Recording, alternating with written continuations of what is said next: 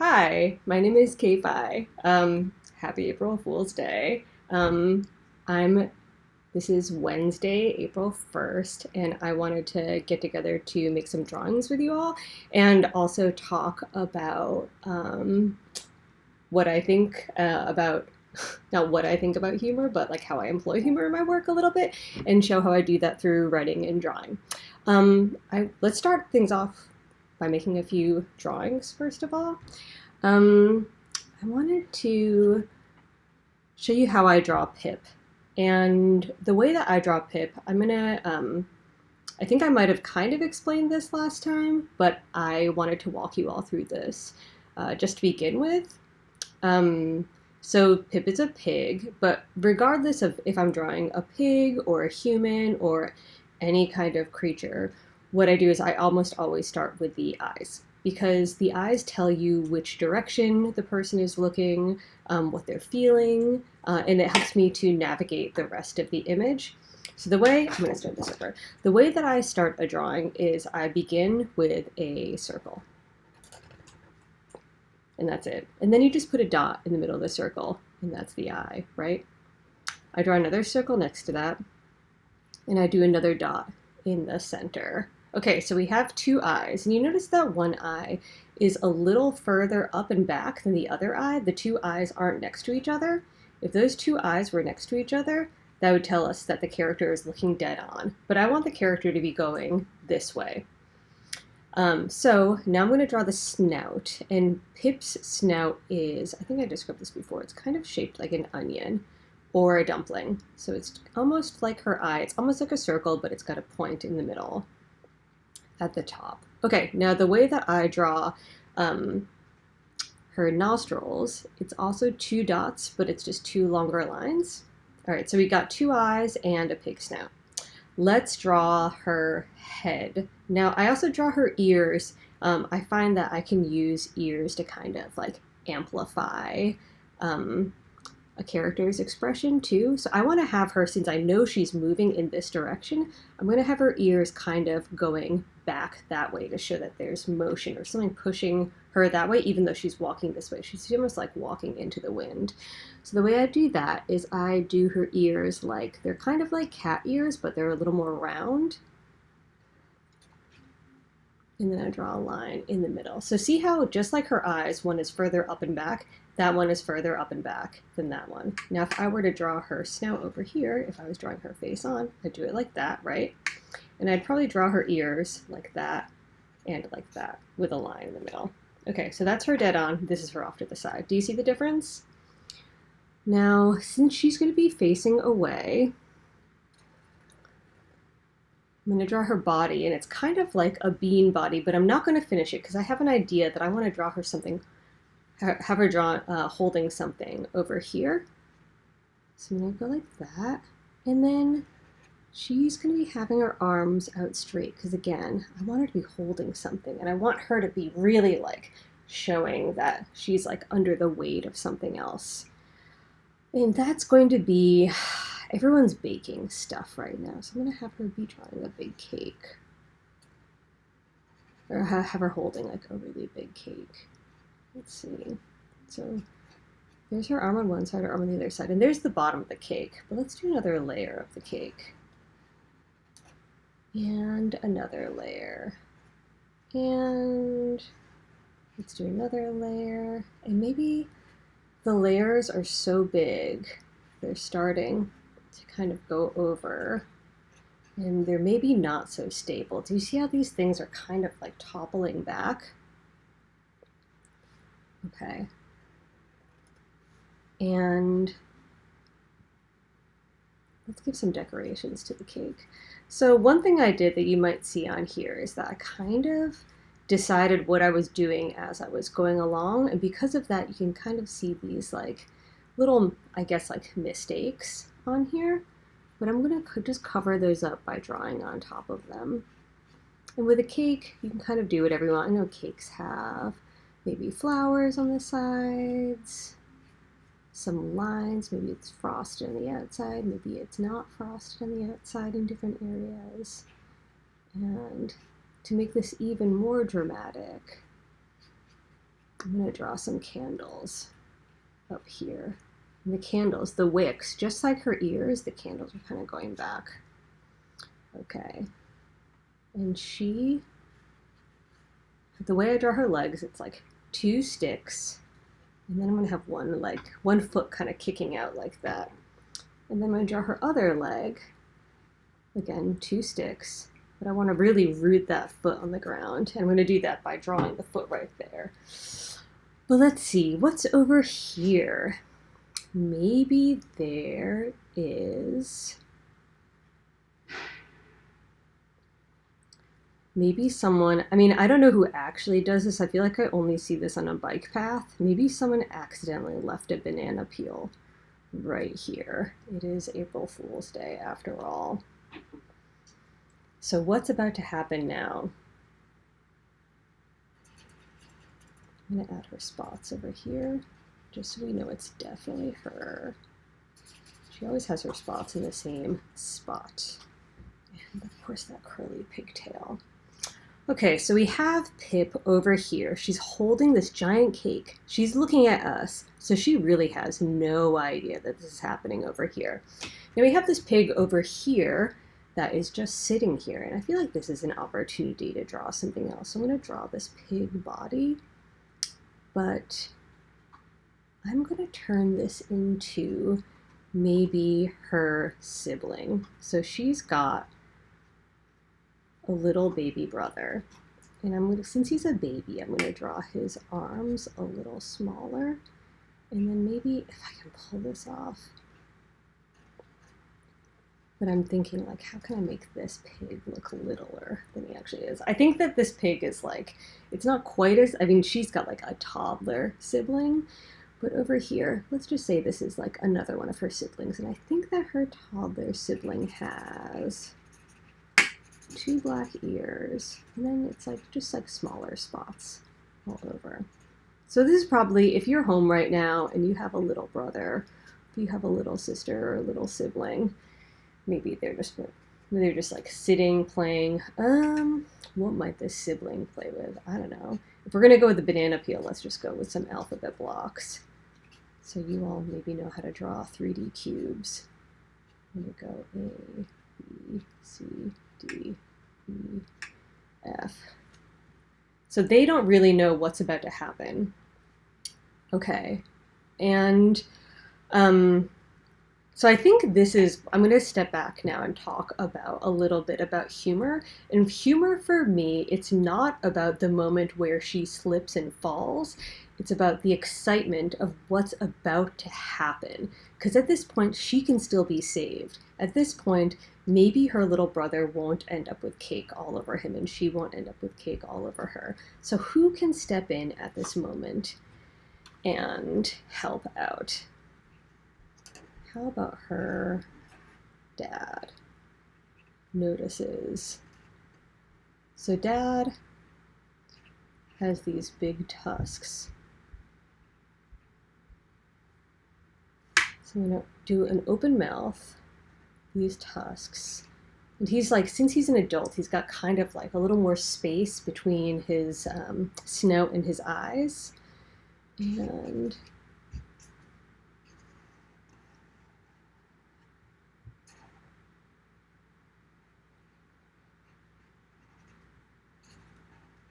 he's got hooves too. And I'm gonna put his foot out. See, you can see his foot is above the ground over here. So at this moment, he is about to run in and be like, okay, let's make sure this doesn't happen. Okay, so here is a very quick drawing lesson in how I think of humor. Right, I'm just gonna make sure that we still are going here. Oh, okay, perfect. We are still on. Okay, so I'm not really into April Fools that much. I feel like April Fool's jokes or April Fools generally is something that I never really grew up with, but I do have 2 older siblings. I have 2 older brothers, and I think as the result, I was often picked on because I didn't really know what was going on. And I think what's so cruel about April Fool's jokes sometimes is that I mean, I love playing jokes on people, but I hate having jokes played on me. So, unfortunately, as a result, I just ended up not really. I feel like I can't really be okay with April Fool's jokes unless the person who I'm doing jokes on is like consenting to the jokes. I don't know. But instead of me telling you what April Fool's jokes I do know, I can tell you a game that I play that is actually really fun. And that might be a really fun game for you to play today with someone who you might be stuck in the house with. And that game is called I Have a Little Treat for You. And the game is really fun because like all kinds of like pranks, it involves really chaotic energy and it involves a lot of trust. So the thing is that someone has to be in the other room and you say, I have a little treat for you. You go into, I don't know, wherever you keep your food and you take out one thing that you're going to put into that person's mouth. And it could be savory, it could be sweet. But there's only one rule that I have. It can't be disgusting and you have to be able to eat it. So it could be, for example, like, I don't know, like a cracker. It could be a gummy candy. It could be a prune. I mean, I like prunes. I think they're kind of delicious. But it has to be something that's surprising. And what's really wild is that if your brain is anticipating something sweet, but you get something salty, or if your brain is expecting one thing and you get something else, it's just like a really fun game. So that is my idea for an April Fool's joke, but it's really more of an April Fool's game. Okay, so the other thing I wanted to share with you all before we got to reading the story again is a few jokes that I have. I'm not good at remembering jokes, but I'm good at remembering a couple of jokes. And most of the jokes I remember have something to do with animals. Okay, so here's one. Why don't koalas, like koala bears, why don't they count as bears, even though they're called koala bears? Why don't they actually count? Well, I mean, they lack certain koalifications. Thanks, it's a good one. I didn't make it up. Okay, I have two more for you. What is a alligator's favorite cooking device? I'm doing a lot of cooking lately. What is the thing that alligators love to cook with? A crock pot.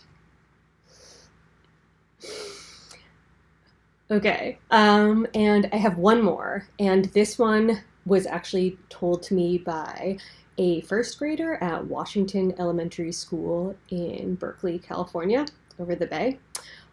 It's a knock-knock joke. Knock, knock. Pay attention to. Pay attention to me. It's my favorite joke. Okay, I want to now take that, now that I have your attention, I want to do another quick read-through of A Normal Pig, because I know that some folks might have missed this before, and I mean, I love having stories read to me over and over and over, so maybe we can just do that together again. Okay, so this book's called The Normal Pig. I wrote it and I illustrated it. And here are the end pages. Let me just make sure you all can see this. Move my water out of the way. And move my paint out of the way too.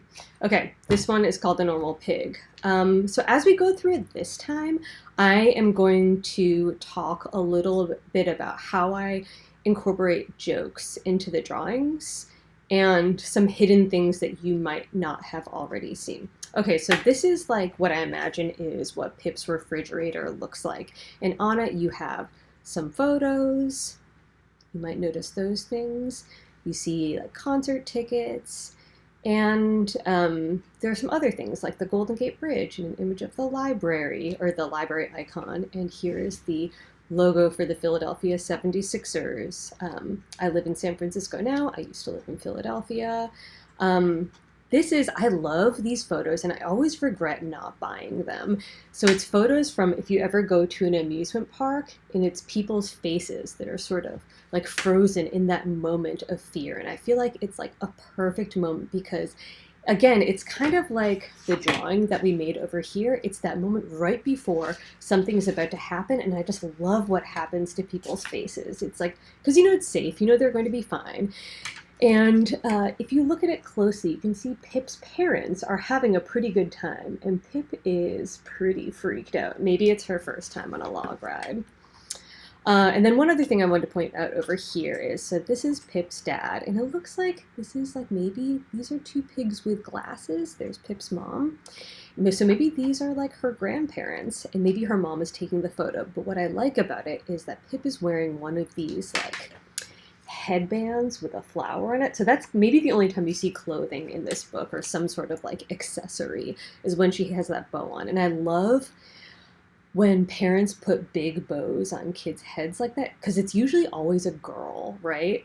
And it's like the parents need everyone to know that this baby that looks kind of more like a meatball than a human, it's like, oh, everyone needs to know that this child's gender is a girl. So I feel like there's like something hilarious about that. So I wanted to put it in a book. Over here, we have like a laser background. I had a laser background in my school photos when I could convince my parents to pay the extra, I don't know how much money to do it. I would beg them for it. And then as an adult, I was able to get the background of my photo for the book with a laser background. This is in no way an endorsement, but you should know that I did go to JCPenney and got that photo taken. So if you need a laser background, JCPenney in Daly City, that's where I went. All right, so this book is dedicated to my two brothers, Kayon and Kalon. And you'll notice something about our names. We both have K dashes in our names. We all have K dashes in our names, and that's because, you know, we were named by our mom, who's Chinese.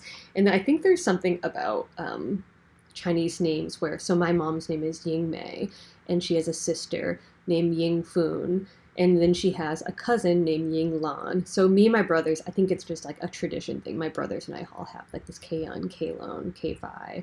And our names all mean different things in Chinese. So my name means beautiful sunshine. My brother's, Kayon's name means amazing grace. Kalon's name, he got the best one, it means little dragon.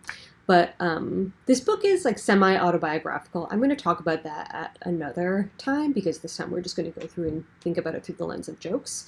But I would also love to go through and talk about the book through the lens of like my own childhood experience. She's reading a book about the biggest flowers in the world. They're called corpse flowers. They're found in Borneo. I got a chance to go to Borneo last year. I didn't see any chifleras there, but it's a giant, giant flower. It's maybe like 3 or 4 feet across, probably as big as you are if you're like in the 2nd grade. They're huge and they smell like dead squirrels. Like, you know, if you have a mouse die in your wall, that's what these flowers smell like because they actually use flies to pollinate. So flies will go from chiflera to chiflera, and that's how they pollinate. They're really cool. So I had to put that in here because I'm sure like I was reading about these and I loved it. And Pip is having such a great time reading about these that she's kicking her little pig legs. And her tail's going to, obviously. All right, so let's get through this book. Pip was a normal pig who did normal stuff. She liked making art, cooking with her family, and thinking about what she wanted to be when she grew up. You know, this is all like your typical pig stuff. This right over here, I don't know if I've ever really talked about this before out loud. So this is based on a painter who I like a lot. His name is Bryce Marden. He would paint with a very long stick with a brush at the end. I think Matisse also did this too, but this is sort of like her take on a Bryce Marden. Then one day, a new pig came to school, and that pig says, "Ew, what are you eating? It stinks!" Pip didn't know how to respond. It was just her normal lunch. Okay, so I get a lot of questions about what she's actually eating here. What do you think she might be eating if you take a look at this?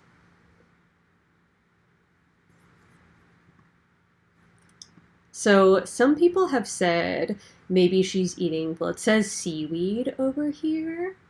Um, this looks like, okay, I'm just gonna tell you what it is. So this is rice. This is like, I don't know, Chinese broccoli is what I grew up calling it, but I think it's I don't know what it is. My mom always just called it Chinese broccoli. And then over here, this is kind of interesting because I was thinking about what I ate as a kid, and a kid asked me like, "What is she eating?" And I was like, "I don't know, like a pork curry or something like that." And then the kid just looked at me and was like, "She's a pig and she's eating pork." And I was like, "Oh yeah, I like probably shouldn't say that." So for all intents and purposes, she's eating like a curry. But okay, if you look at everyone else's meals, they're mostly eating like, oh, it's like cafeteria food over there, or this is like a sandwich. There's a juice box. Yeah.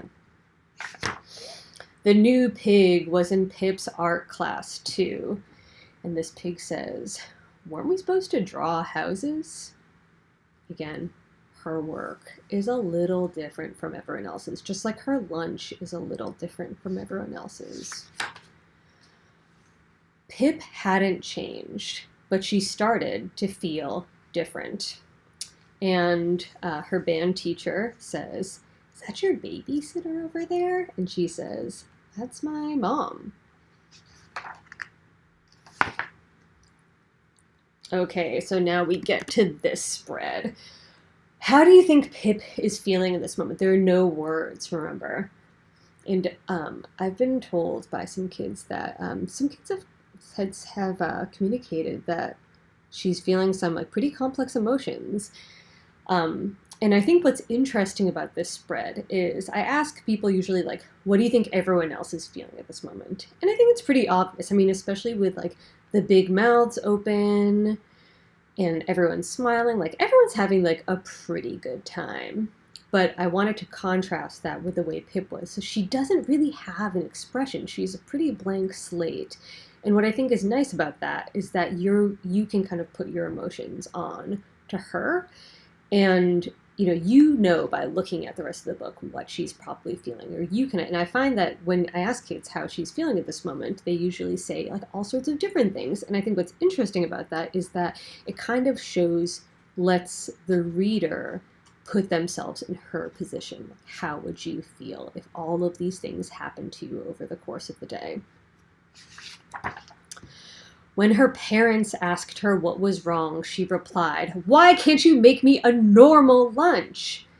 And you see in this moment, she is drawing a normal house. So, at this, like, she's not just saying, like, I had a horrible day at school and I'm experiencing all these microaggressions. Like, she's not saying that. She's saying, why can't you make me a normal lunch? And I like that because it's a different way of saying that she's upset, right? And I think that adding this other element of having her draw a normal house, it shows that she is what she's willing to give up, like her own creativity, what she's willing to sacrifice in order to fit in. And again, here's her fridge. You can see these photos on here. That's their sibling. On Saturday, Pip's mother had an idea. Why don't we take a trip to the city as a family? One thing I wanted to point out over here, I don't know if I have mentioned this before, but basically this is a poster that my cousin had. It's this band called New Kids on the Block that was really popular in the 90s. I feel like I was like a bit young to really like get it, or I certainly like danced to the music or whatever, but I feel like I didn't really understand what was going on. But I knew that that New Kids on the Block was like obviously like really like cool, and I love that as like a cultural signifier. Just these like kind of like boys that are put on these have these like fold out posters in like teen girl magazines. So anyway, that's New Kids on the Block. Pip had never been there before. They're going to the city. Pip had never been to the city before. So this was really fun to draw because I felt like I was able to draw the way that you get from maybe the bus or your car down, and then you take the stairs down, and then you buy your ticket, or maybe take the elevator down, and then you go through the turnstile, and then you can take the elevator down again. This one's waiting for the elevator while this pig is getting on. They're taking the escalator down, but then you see this face right here because everyone is running to get on the train. I have run many times to get on the train, and I really try to not get in, but I've definitely had the doors close on me as I've been going in before. So this was a lot of fun to draw.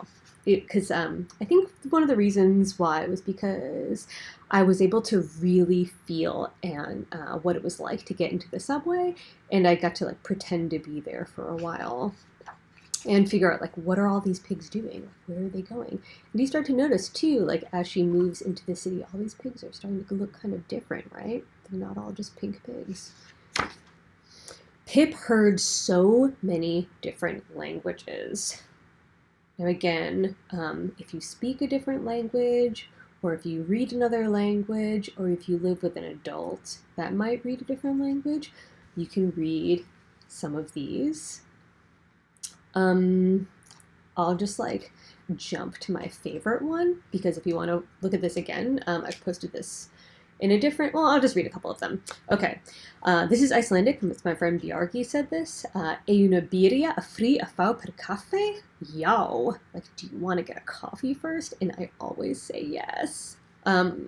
Which is like maybe the most adult thing I could say. This pig over here, you can probably read this in English. Why don't you read it? Or have an adult read it? That's right, I don't get it. They're looking at this thing and they're like, I'm not really sure what that is. So that's based on an Elizabeth Murray painting. This one up here, this pig is saying, Toire nikta knakjata. It's in Japanese. It means like, these heights are making me suddenly need to go to the bathroom. And then we have some more pigs over here. But again, this is one of those scenes where I could really imagine myself walking through this museum.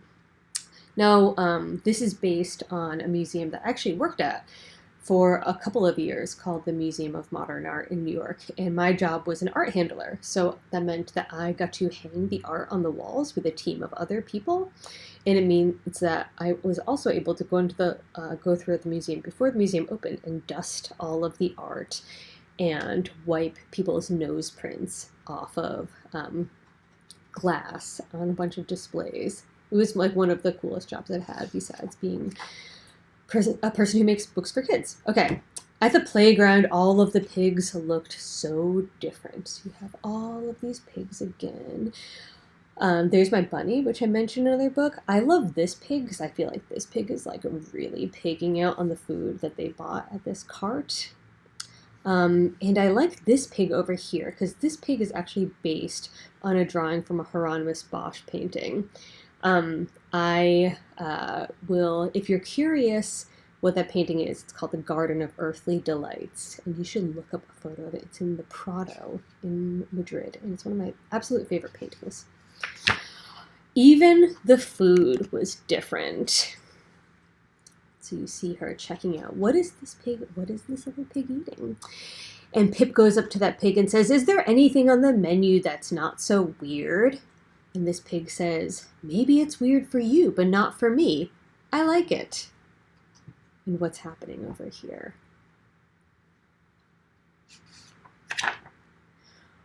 When they got home, Pip was feeling better. And Pip's dad says, do you want me to make you a normal lunch? What do you think that normal lunch is? And Pip says, no thanks, I'll bring what I always eat. And if you notice, she's playing around with some different materials, and maybe her sibling has discovered the crayon. But she's cutting things out, gluing them together. On Monday, Pip sat at her usual table in the cafeteria.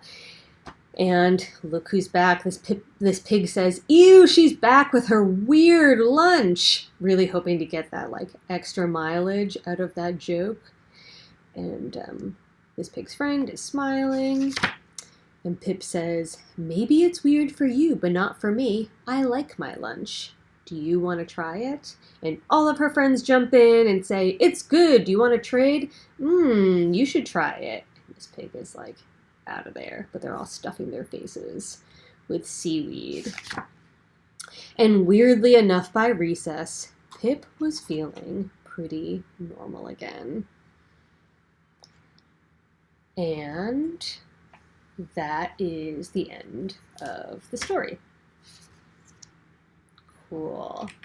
Okay, so I want to go back because we talked a little bit about some of the visual jokes in here, but I wanted to go back and talk about some of the jokes that I drew in. So one thing that I try to do when I'm making drawings is I try to have a lot of fun when I'm making drawings. I think that, one thing I can say is that if I'm not laughing or if I'm not enjoying while I'm making the drawings, I feel like the drawings just aren't going to read as fun.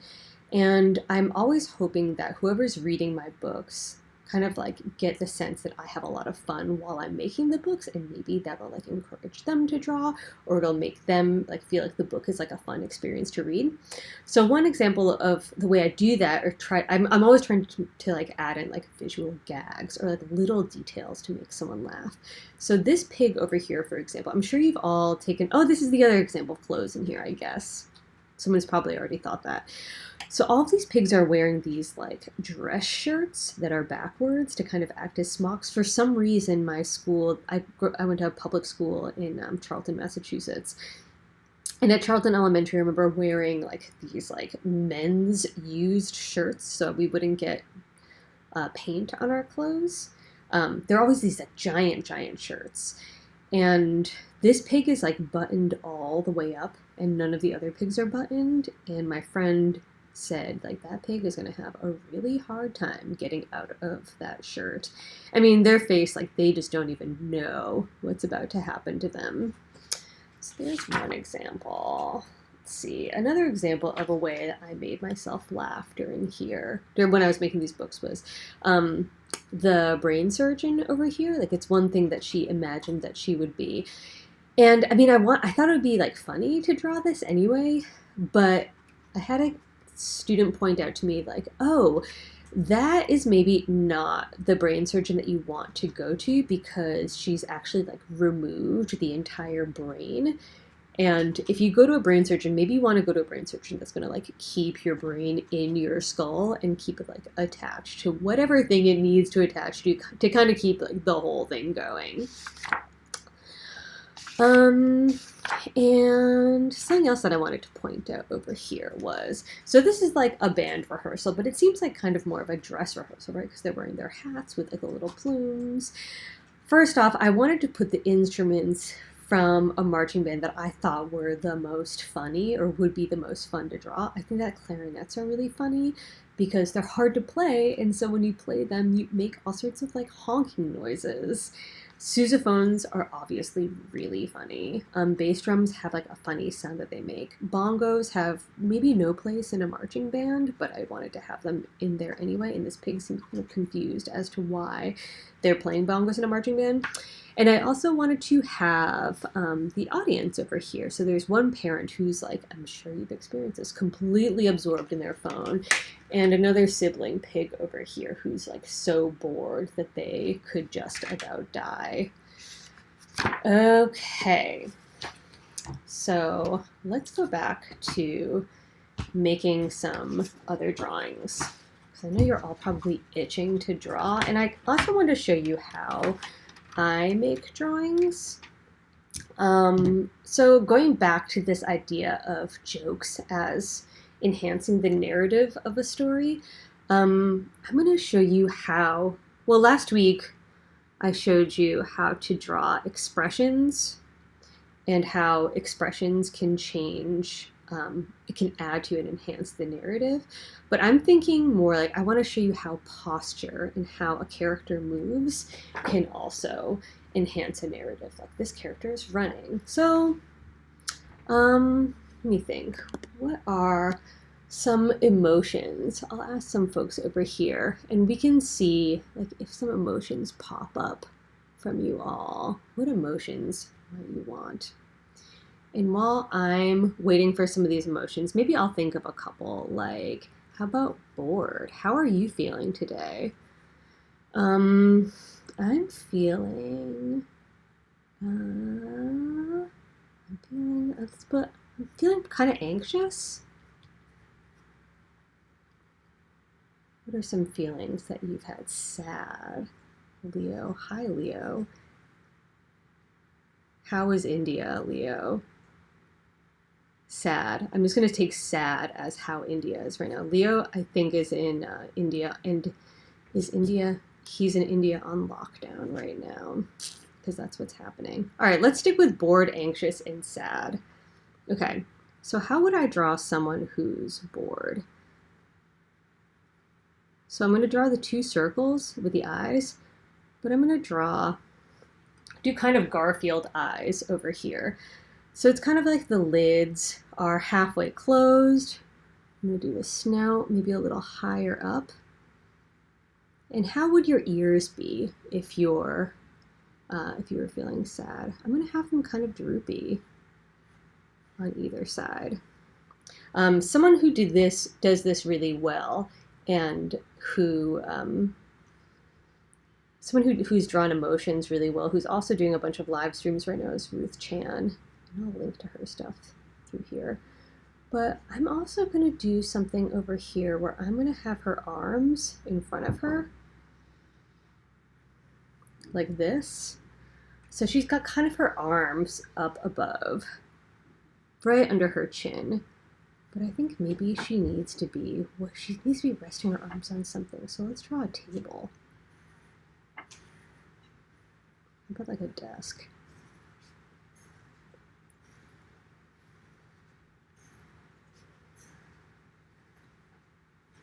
Draw the bottom of the table like that. And I think I'm going to put something over here. I'm going to have her kneeling in front of this desk.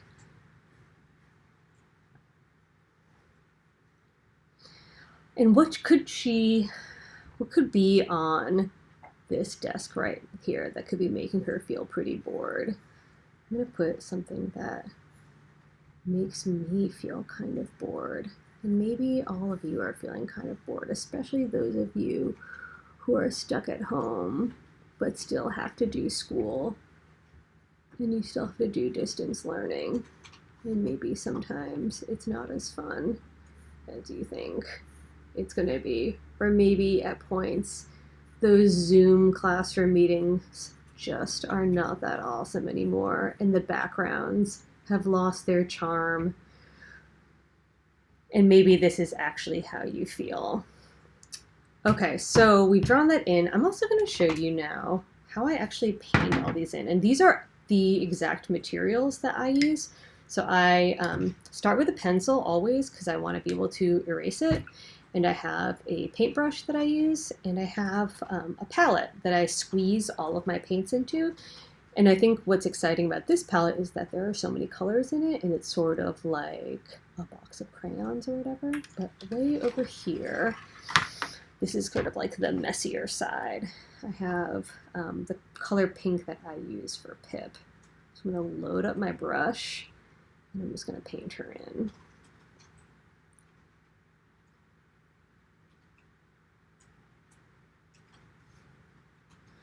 So sometimes, especially when I'm doing drawings live like this, I kind of don't know, and this is something that Linda Berry talks about a lot. When you start drawing, especially in a sketchbook or something like that, you kind of don't know who's going to show up, right? And I mean that in a way, like, it could be, maybe like a pig shows up who's not Pip. And when I say that, I think I'm talking a little more about like, you make a drawing and it doesn't turn out exactly the way that you planned for it to turn out, so maybe it just turns into something else. And I think that you just have to be okay with that. At least I am, because I don't really have any options, and I mean, nothing is perfect, right? where I think I don't want to have the expectation of having to draw perfect drawings all the time. And what I like about making these drawings is that sometimes they work out and sometimes they don't, but regardless of that, it's just a piece of paper, and that means that I can throw it away once it's done. If I don't like it, I never have to look at it again. But making the drawing, it's not so much for me about making a finished drawing. I think for me, unless I'm making a book, I feel like that's like a different thing, and then I'm actually trying to make a drawing. But when I'm just trying to have fun, I kind of want to keep my drawing space in my sketchbooks as just a place to have fun. Okay, now let's add a shadow underneath the table and shadow underneath her. But this isn't really Pip right now, right? We have to ink it. But since it's all wet, this is exactly the process that I do when I'm making a drawing for a book. I let it dry, and then I ink on top of it afterwards once it's dry. And because I obviously just made this and it's still wet, I am going to move it to the side and we can ink it later. But I made this drawing already with a pencil and watercolor, and I'm going to ink on top of that. And so the way I ink is I have these brush pens. And what's nice about them is that they're water soluble, and they just use these little cartridges. Water soluble meaning I can paint on top of them and they won't run. The way that I ink is I just do the exact same thing that I did when I was drawing, but I just have to be like a little more careful about going over the lines. I'm gonna move this thing of water. I feel like it's like rocking and probably making lots of noise. Okay, so one thing that's missing from these pigs are their spots and her tail. But I just try to ink it like pretty fast. I would say that my style, people talk about my style as being pretty quick. I'm not that precious with it. I think like if I have to make a drawing over and over again, that's fine by me. I think the important thing is that my drawings are just like have a spirit and a life to them.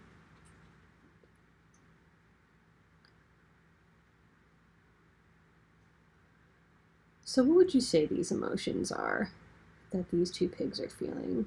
I'm going to keep that one just as a pink pig. I would say I'm going to add some, like, this is like a classic cartooning trick. And I never know if this is like sweat or if it's just like kind of anxiety, but there are a few lines back and like on either side. So there's something about her that's maybe a little nervous, right? Maybe she's anxious. And maybe this pig, what do you think this pig is feeling over here on that side? I think that this pig is like, well, you know, you should just look on the bright side of things. And, you know, it's like this pig that's like a total know-it-all and is like not really validating this Pip's emotions. Sorry, that's like kind of real. Okay, so we have about 10 minutes left. And with this 10 minutes, I wanted to talk about a couple of books that I have really loved and that I wanted to share with you because I think these books do humor in a really amazing way. So this book, it's by Sergio Ruzzier. It's called A Quiet Boat Ride. I got this at Mrs. Dalloway's in Berkeley. And I mean, if you look at it, it's just like, it's comics done in this like really beautiful watercolor. I mean, Sergio's line, like the way he draws characters, and his use of watercolor and color are just so good. I love Sergio's work so much. You know, I'm going to switch to overhead because then you'll actually be able to see it. This one, it's kind of like Frog and Toad style, meaning like the way that it's like the book is broken into chapters. This one's called The Sunrise, and I love it. And the reason why I think it's so funny is because I think there's a kind of humor where you kind of see yourself in the humor, and that's what that's like one of my favorite kinds of humor. So this is a story about a fox who's like, I want to, this is the fox's friend Chick. The fox says, I want to watch the sunrise from a hilltop. And Chick says, but it's like so early. And the fox says, that's when the sun rises. I'm definitely the chick, not the fox. I hate waking up early. My hair hurts. I want to throw up and die. So the chick is saying, like, what should I wear? And the fox is getting frustrated. Should I take an umbrella? It's not raining. And even if it was raining, you wouldn't see it. And the chick says, should I bring a salami? And this is the moment where I like lost it and laughed out loud because I'm like, oh, that's definitely me. I would be the one who's like, well, I think we need snacks, right? We need snacks. So that is The Quiet Boat Ride. Another book that I love, and this one actually is not in English. This is in Japanese, and it's called Wild Cats on the Train by Noriko Kudo. And what's so wonderful about picture books is that oftentimes, because they have drawings, you don't, why I think they're so wonderful is that you can pretty much figure out what the story is, the drawing. And a really good picture book will show you exactly what's happening. You don't need to read in order to understand it. I mean, I think that's why they're so great for people who are learning how to read. So I got this book at the San Francisco Public Library right before all the libraries closed in San Francisco. And the librarian, one of the librarians there was really helpful in helping me to find the book because it's in Japanese and I didn't know how it was organized on the shelf. But you have these cats over here and I love their expressions. They're just like, it is really like something, I really felt James Marshall-y, but fresher. And they've stolen this train, and on the train are a bunch of like fruits and vegetables, and you can see more of the stuff here. They're shoveling the train full of more and more coal. They're like real bad. They're very bad. This is actually a bookmark from the library. It's art by Sean Harris, who's another favorite artist. So here they are. They've taken some of the food from the train, and it's corn, and they're just shoveling it into the furnace. What do you think is about to happen? What happens when you put a bunch of corn and you mix it with something very hot? I mean, like there's something happening over here. And then look at them all scramble and you can see the sweat coming off of them. They know something really, really bad is about to happen.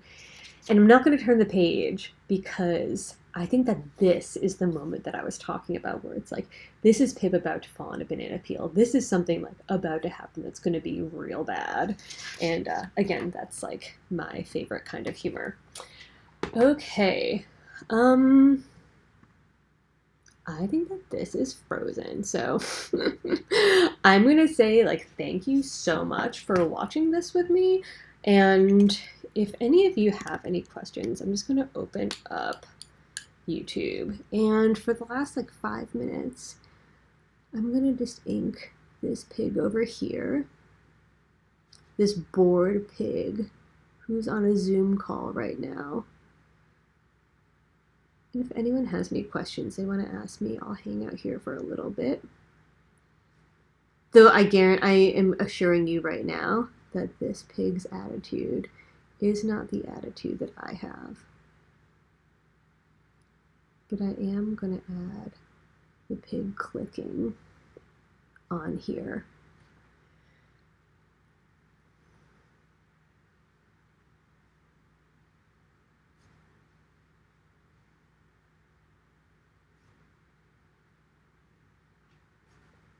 Let's get this table drawn.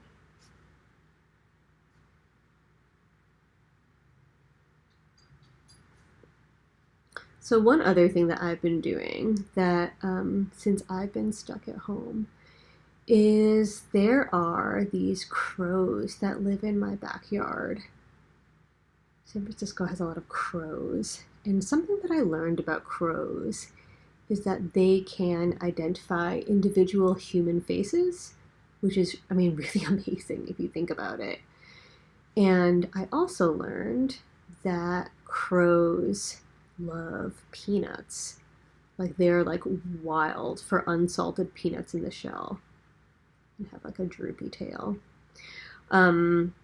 So I have been listening for when the crows are in our backyard, and I go back there and I leave out a peanut, and then the crow will come down and get it. But I'm trying to get closer and closer every day because it's my goal to become really good friends with a crow. So that is I'm calling it my hashtag Corvid-19 project. But it's that, and it's making drawings, and maybe I'll do some more of these videos. Thank you so much for spending some time with me. And if you have any other questions,